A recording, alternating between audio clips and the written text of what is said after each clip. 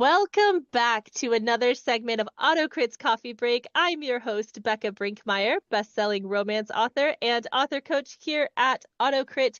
I am so excited. I get to sit down with Janet Winters, who writes in one of my favorite genres to read, which is mystery. And we get to talk all about Janet's writing process, some insights into writing mystery, and her work. So without further ado, welcome, Janet. Well, thank you, Becca. I'm excited to be here. I am excited to hear more about the work that you are working on. First, let's introduce you to our audience. If you would like to share about who you are as an author, what inspires you, and just anything you want to tell us that would help us get to know you a little better. Okay. Well, first of all, as a writer, I spent most of my career in advertising and public relations. So I did a lot of, commercial writing. But I have always been like a huge mystery fan, especially starting out with the golden age of mysteries. Agatha Christie, Dorothy L. Ugh. Sayers, all the wonderful people who really started the mystery genre. And so I've read in depth a lot of their work. And as time went on, I was inspired because in addition to the mystery genre, I also, as a child, read, I guess it is a mystery, Trixie Belden. I don't know if you're familiar with Trixie Belden or not, but she was kind of like the little girl version of Nancy Drew.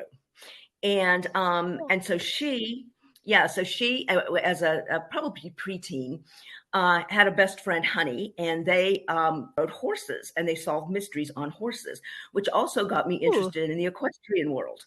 So, I am an equestrian and have been for many, many years. And at one point, after I was already like done with I was in advertising and PR for like 27 years. And after doing that, it was like, well, it's really time to do something else. But I do love to write. So I decided to blend my two loves together, mystery and horses. And so I jumped into my first ever fiction work. And I started the Ivy Snow Mysteries, which my first book was Murder at Morgan House. And inspiring that, okay, I know as many of of the other writers are part of AutoCrit and writers, everybody out there, that we learn if we write fiction, that we learn that truth is stranger than fiction. What was inspired me to write the first book was actually an incident that happened in a small town near where I live. And a murder had occurred. At first, I thought about doing true crime.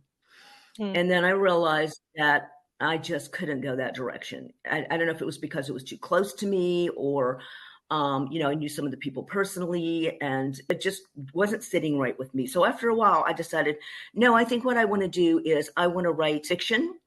And so I'm going to fictionalize this entire thing. And that was like the sort of inspiration that got me started.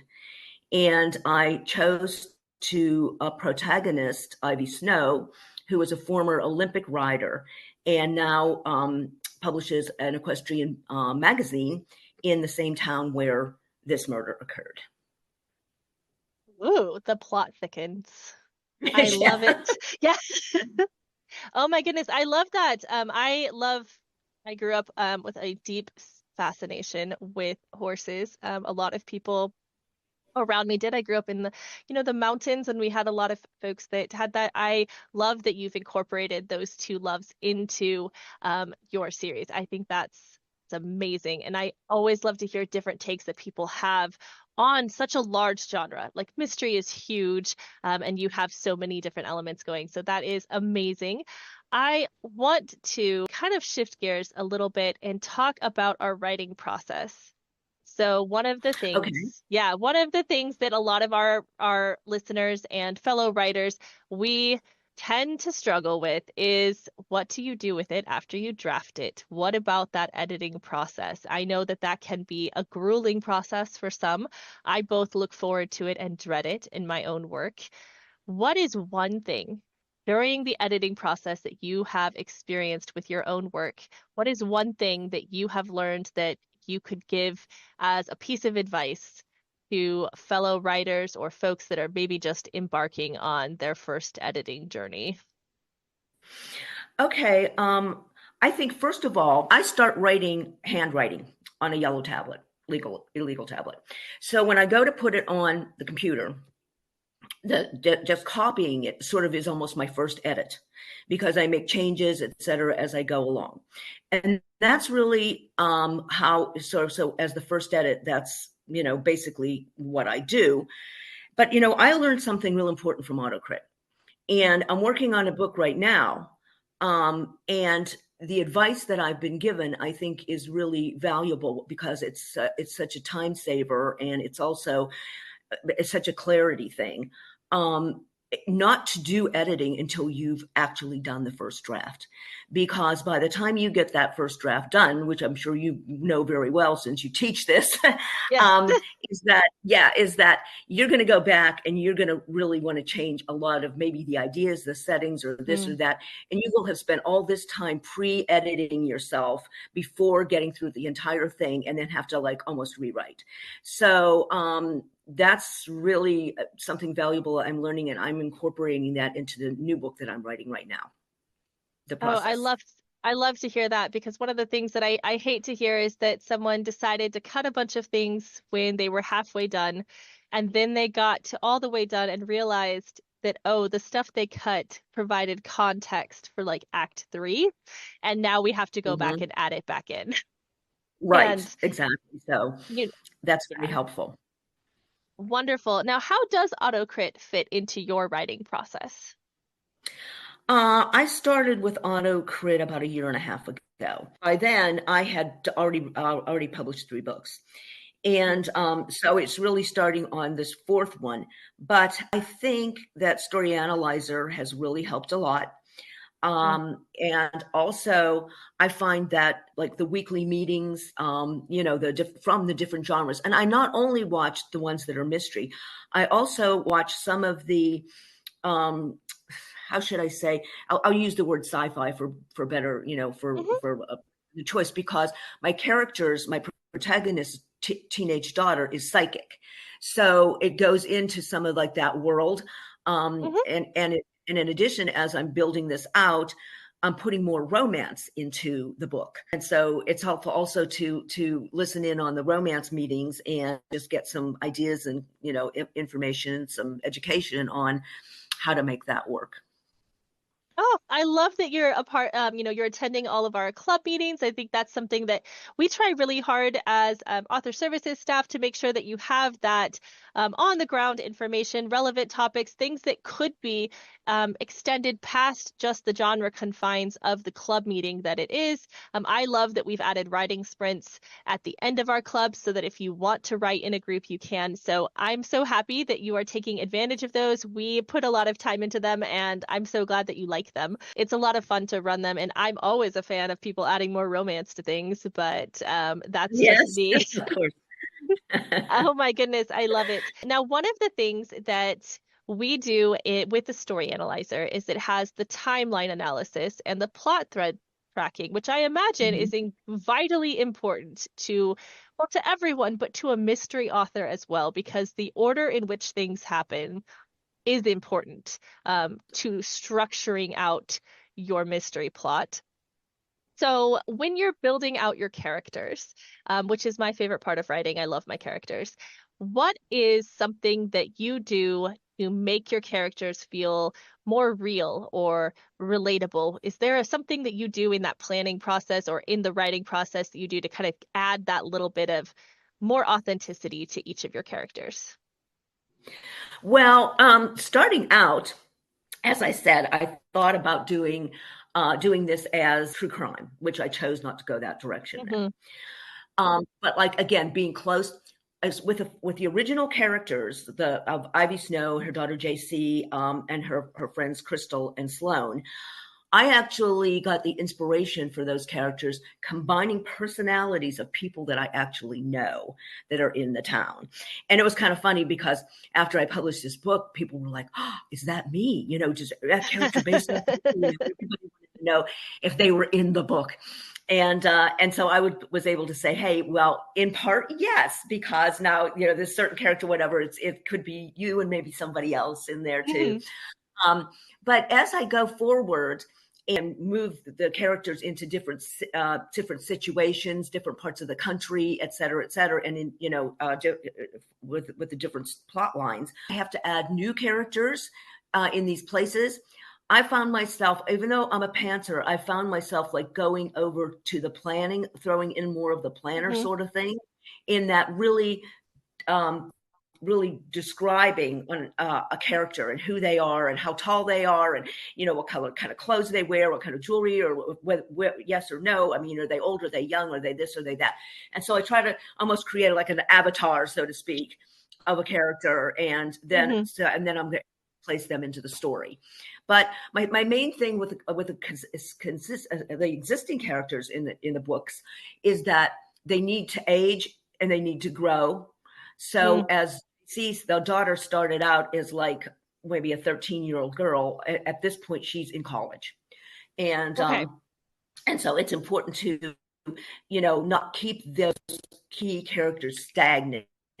One got married, somebody else did something else, but they continue to be part of the book, but their background, their stories, they change. So I think, none of us stay the same all the time. We No, do change in our lives, and I think the characters should do that too. I love that attention to detail because I can't tell you how many series that I've read and it's not being, I'm not going to call anyone out. I'm not going to be like, hey, your series doesn't have anyone that ages. But aging the side characters, especially when you have a child that is, a child of one of your mains, or you have people do go through life. It's highly unlikely in most cases that your whole series happens in a 6-month time period. It could happen for sure, but you have to let that development happen, and you can have so much richness and so much relatable, I guess, making things more relatable, making things watch them go through the seasons of life. I think that that adds to your reader experience exponentially. So I love that you take the time to make sure you plot that out and plan that out as you go through your series. Thanks. Well, the only one that we don't want to see age so much is maybe Miss Marple, because she doesn't have that long to go. No, she can stay. She's suspended in time. She is suspended in Time is a void for her. We don't talk about it. Oh my time. goodness. Well, as we wrap up our coffee break segment, I would like to put you on the spot, Janet. We're going to pretend that we met in the small town coffee shop and you just told me that you're a mystery author, and I immediately asked, "Oh my gosh, tell me about what you've written." And I want you to sell me one of your books, sell our readers, our listeners one of your books, pitch that out there so that we can support you. Tell us why A Janet Winters Mystery is our next purchase. Okay. All right. Well, I am going to tell you about my first book, Murder at Morgan House. Now, you can pick any one of the 3 books that I've written in this series, and you don't need to read the first one in order to understand what's going on in the second ones and the third one. Mhm. But with Murder at Morgan House, I think it'll be fun for the reader to begin at the beginning. And as I said, see the people as you go through the series change, et cetera, but get to know them first. And Ivy is the protagonist, as she's a Spitfire, and she's been through some stuff, and she's been able to pick herself up after having an accident on her horse, actually, which precluded her from participating in the Olympics, which is what she was doing, and Mhm. to change her career. And she's a mom. She has she has twins, fraternal twins, JC and Jason, that are involved in the books. And she starts a new life in a new place, in a new career.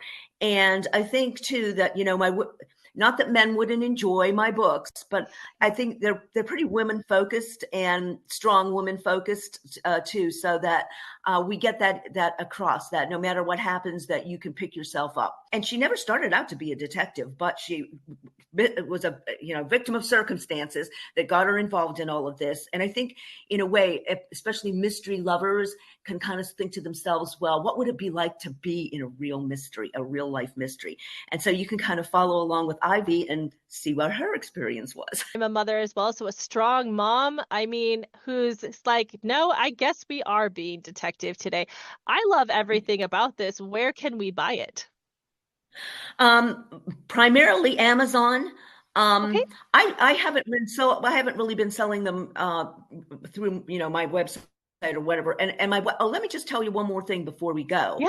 is that in addition to writing the mysteries, the other two mysteries, let me just mention real quick. The middle one is Death at Heart's Desire, and this takes place in the show jumping world and polo. Oh, wow. And then we also have the third one, which is Peril in Paradise. And again, this is, this just goes through, it's actually set in Florida. So it's got a little bit of that vacation vibe going on. Good beach read. But in addition to this, I also write an online equestrian lifestyle blog called the Barn Goddess Chronicles. And cool. it's just all about equestrian lifestyle. And my books, I talk about my books on the website, and I have actually working on a new website right now where Janet Winter's author will have its own section. So you can find out more about the books and read about what they're all about, and they are available on Amazon. Fantastic. Well, I will make sure that those links are in the caption so that our listeners can go directly to find your books. Thank you so much, Janet, for joining me for a quick coffee break today. I have so appreciated giving your time talking about books, which is my favorite thing to do, and just learning more about this series that you are writing. Thank you for being part of the AutoCrit Pro community. And I'm so excited to see what comes next in this world because mystery, check, Spitfire heroine, check, equestrian. You've sold me completely. I'm into it. So Thank you, thank you so Becca. much, Janet. And have a wonderful rest of your day. And to those of listening in, thank you for joining us. Keep writing, and we'll see you next time. Bye. Bye.